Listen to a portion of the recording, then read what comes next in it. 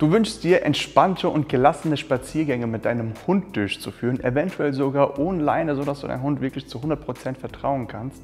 Aber wäre nicht das Thema die Impulskontrolle, denn in der Regel ist es meistens so, dass die Hunde einen Impuls instinktiv nachgehen, ohne darüber nachzudenken. Und wie wir das Ganze trainieren, werden wir dir jetzt in dieser Videoserie zeigen. Es wird jetzt mehrere Videos geben zu diesem Thema und im heutigen Video sprechen wir über die Definition der Impulskontrolle. Viel Spaß!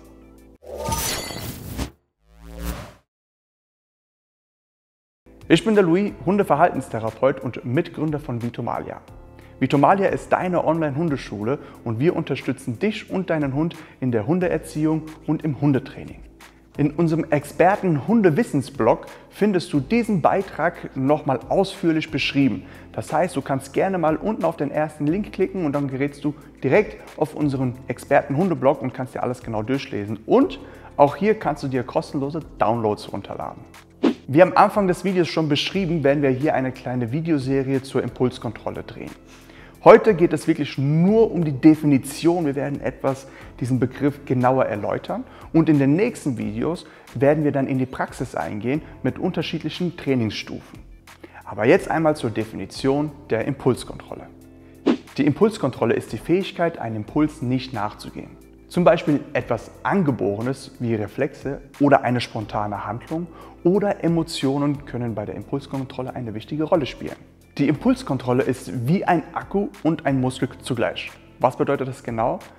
Wenn wir jetzt mal die Impulskontrolle in Form von einem Akku betrachten, ist es so, dass der Hund im Laufe des Tages öfter mal in diese Situation kommt, wo er Impulskontrolle halt eben durchführen muss, aber dann auf einmal der Akku leer ist. Sagen wir mal, wir haben jetzt 10-mal Impulskontrolle trainiert und geübt oder der Hund ist zufällig in die Situation reingekommen und der Akku ist dann irgendwann mal leer und dann denkst du, ich kann nicht mehr, es geht nicht mehr weiter und dann wird er den Impuls nachgehen.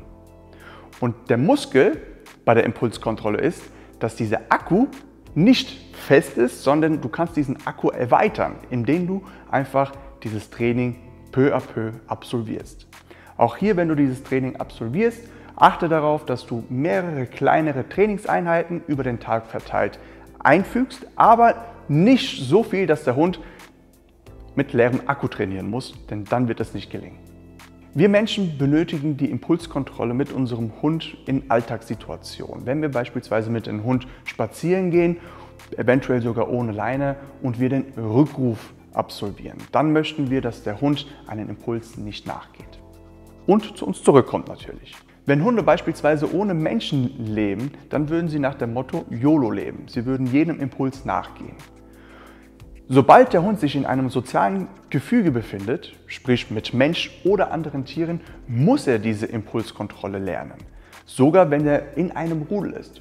Zum Beispiel der Hund möchte gerade fressen, aber es gibt andere Hunde, die Vorrang haben, dann wird er ganz schnell die Impulskontrolle lernen, weil er quasi eine Reaktion auf dieses Verhalten bekommt und dann wartet er dann erstmal ab, bis er dran ist. Also ist die Impulskontrolle nichts anderes als Selbstbeherrschung.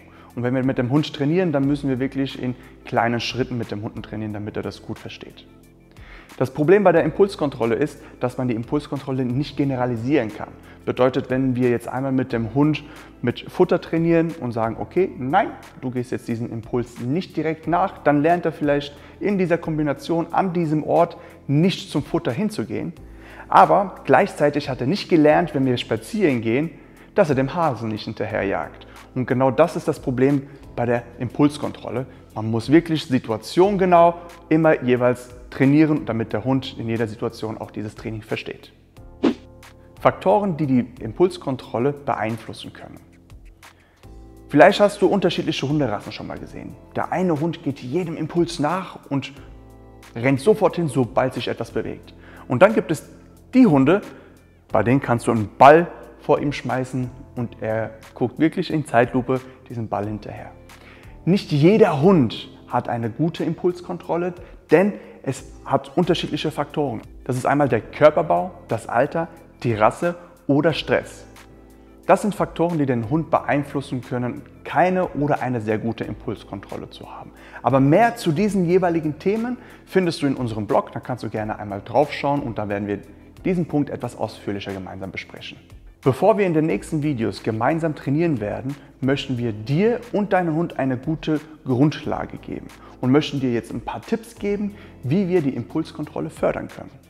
Denn es gibt hier einige Tricks, die man anwenden kann, damit wir eine sehr gute Impulskontrolle gemeinsam trainieren können. Und das werden wir dir jetzt mal gleich erzählen. Tipp Nummer 1 ist die Nervennahrung.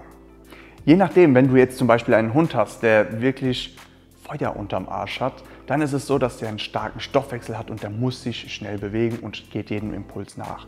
Und hier können wir mit Nervennahrung ganz gut entgegenwirken. Nervennahrung sind aktive Kohlenhydrate, die dein Hund benötigt, beziehungsweise gute Kohlenhydrate. Und bei der Nervennahrung ist es so, dass die Hunde eine bessere Impulskontrolle haben, wenn sie genug Kohlenhydraten haben. Hier kannst du jetzt entscheiden, welche Arten von Kohlenhydraten du deinem Hund geben möchtest. Kurzkettige oder langkettige, sprich Kohlenhydrate, die schnell zur Verfügung bereitstehen oder Kohlenhydrate, die sich langsam einfach freigeben.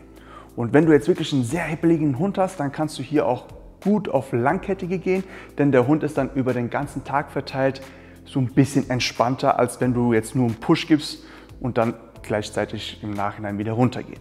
In unserem Blogbeitrag findest du auch eine kleine Tabelle mit kurzkettigen und langkettigen Kohlenhydraten und welche vorteilhafter für deinen Hund sein können. Es gab eine Studie, da wurden Hunde auf die Selbstkontrolle getestet. Ein Teil dieser Hunde hat einen Glukosedrink bekommen, also sprich Zucker. Und der Teil der Hunde, die diesen Drink bekommen haben, waren in der Zeit doppelt so lang selbstbeherrschend als die Hunde, die keinen Drink bekommen haben. Und jetzt kommen wir zum nächsten Tipp: positive Erlebnisse. Für den Hund ist eine Impulskontrolle ohnehin schon sehr stressig und deswegen möchten wir auch die Impulskontrolle positiv aufbauen. Es bringt hier nichts, negativ aufzubauen, denn der Hund hat ohnehin schon Stress und er will diesem Impuls nachgehen. Und aus diesem Grund bringt es gar nichts, wenn wir versuchen, den Hund die Impulskontrolle negativ aufzubauen. Meistens ist es so, dass die Hunde sehr stark und sehr gut auf Futter reagieren. Und sollte dein Hund nicht auf Futter reagieren, dann kannst du besonders gut riechende Leckerlis benutzen, wie Fleischwurst oder ähnliches. Und wenn der Hund wirklich null auf Futter reagiert, dann kannst du vielleicht versuchen, die Impulskontrolle mit einer Interaktion zu bestätigen. Und das wird auch nochmal positiv verstärkt. Und der nächste Tipp, ganz klar, Training. Gerade im Welpenalter oder im Junghundalter kannst du dem Hund eine Impulskontrolle sehr gut beibringen. Aber auch ältere Hunde haben noch die Fähigkeit, die Impulskontrolle zu erlernen. Hier ist es aber so, dass wie am Anfang schon gesagt, man kann die Impulskontrolle nicht generalisieren. Das heißt, wir müssen die Situationen, die wir eben benötigen, aktiv trainieren. Möchten wir beispielsweise nicht, dass der Hund Futter draußen frisst, dann müssen wir das auch aktiv mit unterschiedlichen Futtersorten draußen trainieren. Oder wollen wir beispielsweise, dass der Hund einem Reiz nicht hinterherjagt, wie zum Beispiel ein Hase, dann muss man das Ganze auch aktiv so trainieren und eine Situation simulieren, wie es im Zufall passieren könnte. Und wie wir das Ganze gemeinsam trainieren werden, zeigen wir dann in anderen Videos und da werden wir einmal die Impulskontrolle für Anfänger, Fortgeschrittene und Profis gemeinsam miteinander trainieren. Fazit zum Thema Impulskontrolle. Die Impulskontrolle ist die Fähigkeit, einem Impuls nicht nachzugehen. Und hier ist es von Rasse zu Rasse unterschiedlich. Es kommt auch ein bisschen auf das Alter drauf an, auf die Körperstatur drauf an und da ist jeder Hund ein bisschen anders unterwegs. Das Gute an der Impulskontrolle ist, dass man sie wie ein Muskel trainieren kann. Das heißt, wenn ein Hund am Anfang eine nicht so gute Impulskontrolle hat, dann kann man diese Impulskontrolle mit kleinen Schritten nach vorne bringen und aufbauen. Und wichtig dabei ist es, dass wir das Training nicht überstrapazieren, denn die Impulskontrolle ist wie ein Akku, der irgendwann mal leer ist. Ist der irgendwann mal leer, dann können wir nicht mehr weiter trainieren, weil der Hund jedem Reiz hinterhergeht und das möchten wir nicht. Und jetzt seid ihr gefragt: Was hast du für einen Typ Hund? Benötigst du mit deinem Hund ein intensives Training in Bezug auf die Impulskontrolle oder eher weniger? Und wenn ihr intensiv trainiert, wie genau baut ihr das Ganze auf? Lasst uns das Ganze unten in den Kommentaren wissen. Und vergiss nicht, unten kommst du auf den Link zu unserem Experten-Hundeblog. Dort haben wir dieses Thema ausführlich schon mal beschrieben und du kannst dir kostenlos deinen Trainingsplan zu diesem Thema runterladen. Wenn dir dieses Video gefallen hat, gerne einen Daumen nach oben hinterlassen, abonniere diesen Kanal und aktiviere die Glocke, damit du kein weiteres Video mehr verpasst. In diesem Sinne, liebe Hundefreunde, halt die Ohren steif, immer der Nase nach und bis zum nächsten Video. Ciao.